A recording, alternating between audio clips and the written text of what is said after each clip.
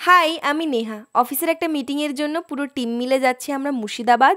আমাদের ট্রেন ছিল সন্ধ্যে 6:30 নাগাদ, সেই কারণে সারাদিন আমরা অফিস করেছি, তারপরে ওখান থেকেই ডিরেক্ট স্টেশনে চলে গেছিলাম।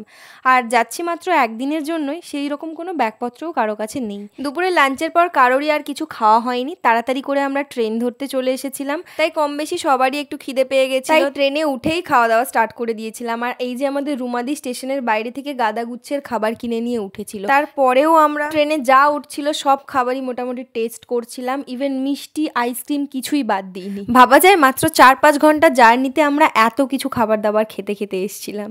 যাই হোক, 10:30 নাগাদ আমরা পৌঁছে যাই স্টেশনে। স্টেশনের বাইরেই আমাদেরকে হোটেল থেকে গাড়ি পাঠিয়ে দেওয়া হয়েছিল, আর স্টেশন থেকে মাত্র 5 মিনিটের ডিস্টেন্সেই ছিল আমাদের হোটেলটা।